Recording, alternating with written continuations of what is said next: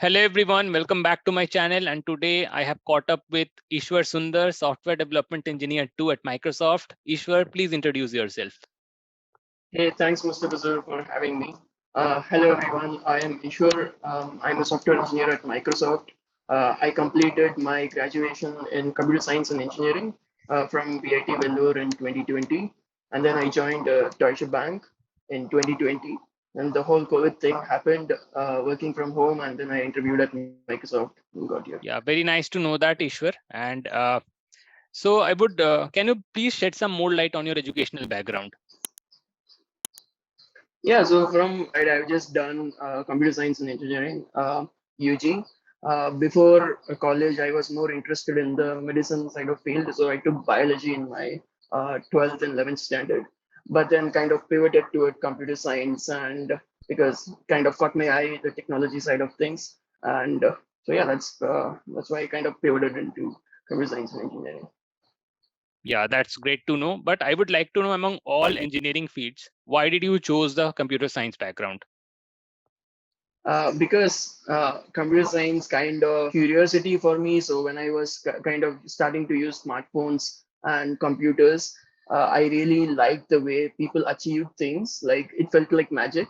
And I didn't know anything about code in my 11th or 12th standard. So you get the point, right? It all felt like magic. And I wanted to get my hands dirty on this. So that's pretty much the reason. I was also interested in the smartphone side of things where I explored ECE and stuff. But I kind of thought hardware and low level hardware was not my thing. So I just chose the software side of things. That's great. That's great. So coming to your college part, how would you say about VIT? How the college is, and while this time, have you pursued any internships and everything? Okay. When I was studying in VIT, it was basically I'm from Vellore. So VIT is kind of a native college to me. So I just go to VIT from home.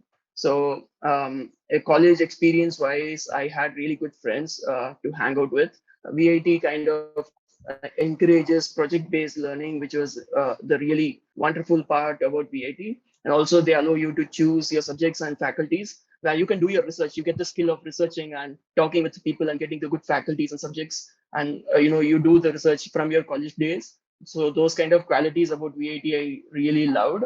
Apart from that, there is a lot of cultural events and fun things happening around. There are also clubs and stuff where you can build your other side of tech, like where you are requested to organize events, participate in events, and do all kind of things. So I liked all those aspects about VIT. The education side of things was also really good, and that's majorly because of faculties and the infrastructure provided by them.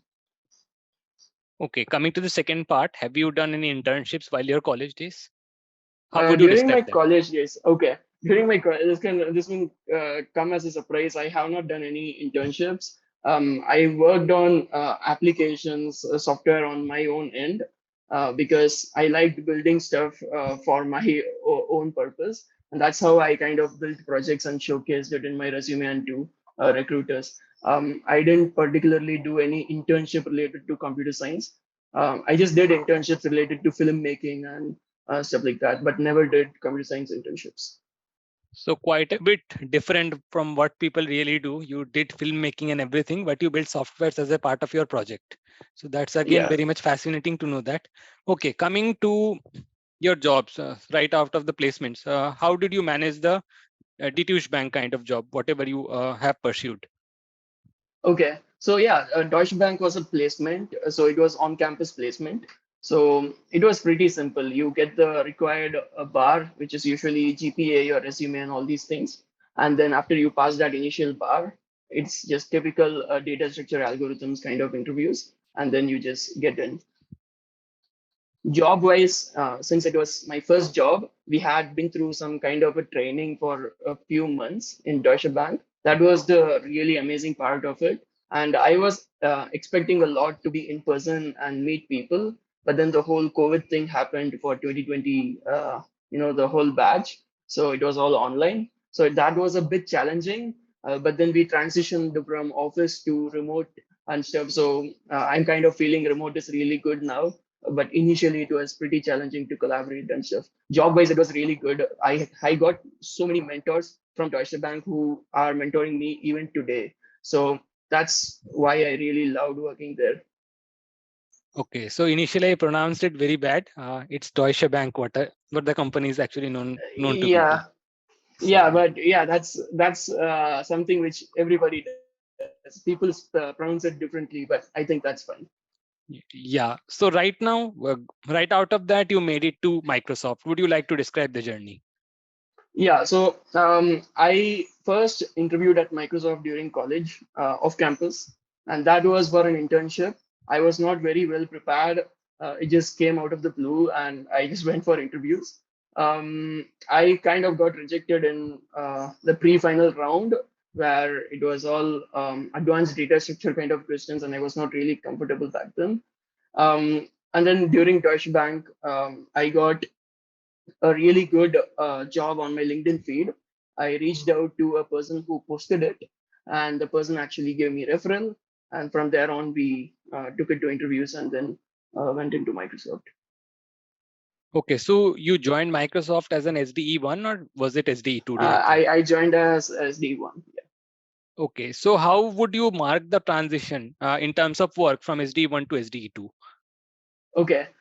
So I joined Microsoft around like 9 months ago as SE1, and then I transitioned it to SE2 in December. So it was like a 7 month period I was in SE1 position.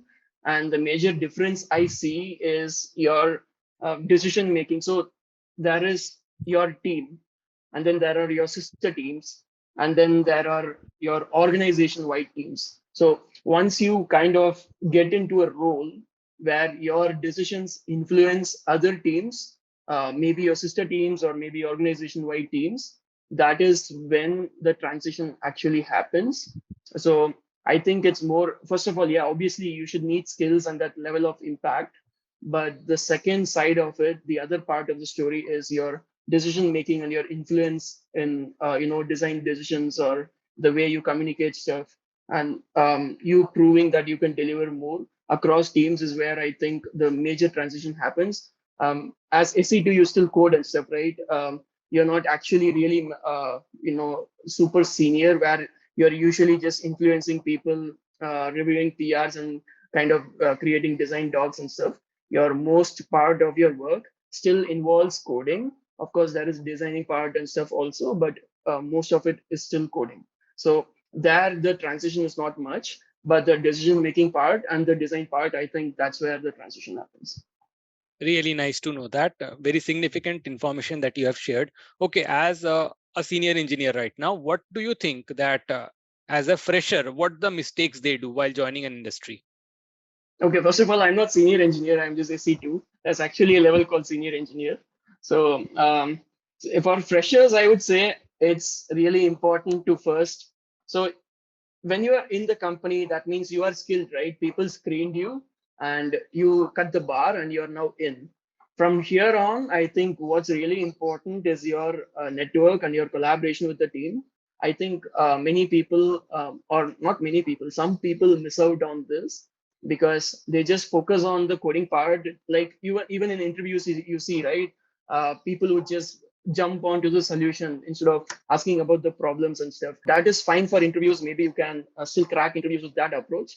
But in actual work, when you're dealing with business problems, you have to go ahead and collaborate with people and make sure you communicate your solution and understanding of problem really well. I think this would be one major tip I would give for any fresher who wants to go to the next level. Like, be really clear in communication, and also take that effort, extra effort, where people don't have to manage you and you are already self-managing yourself. You're thriving yourself. You're fixing, let's say processes. Let's say you saw some very inefficient process, you take your hands dirty and try to fix it. Now, if you're fixing it or not is not a big thing, but let's say you attempted it and you kind of marketed that. I think that's where you can actually shine in your career. And again, that's my opinion. I might be wrong. Yeah, again, but no, very significant things you have shared that as a part of fresher, what mistakes that they usually do. And would you like to rate one thing that your Microsoft interviews, how difficult they were.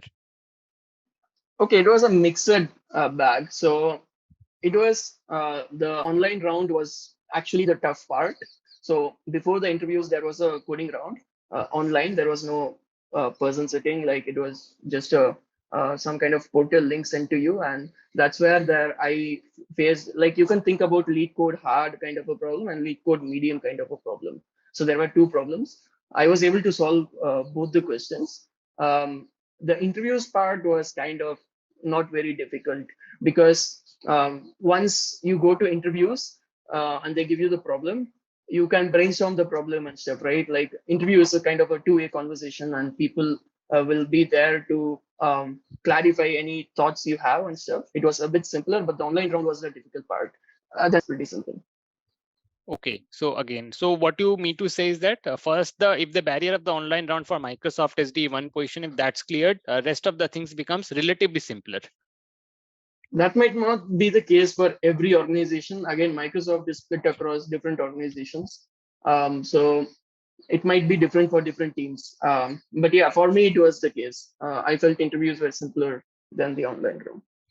Okay, that's again very nice. And so at the end, I would like to ask, these times are quite difficult for us, most software engineers, as recession is going on, many layoffs and everything. What tips you would like to give to people? Okay, so yeah, just I do agree. The freshers openings are really less, and even if you see a fresher opening on the market, it requires you like 3 or 4 years in experience and stuff. So it's really difficult and challenging times, not just for freshers, even for existing employees. There are fear of layoffs and all those things.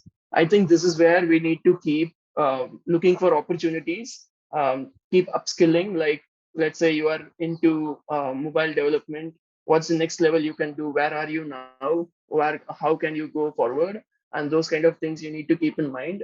Many people, like I have juniors talking with me for mentorship and stuff. The number one question these days they come up with is like, AI is able to code a really good responsive website and stuff. Is there any value in learning HTML, CSS, JavaScript and stuff, like even more, right? But that's where the problem starts. AI can do really good these days, but when it comes to actually integrating systems and looking at the big picture, where these big organizations deal with when solving complex business problems, where you're you cannot give it as a prompt to AI.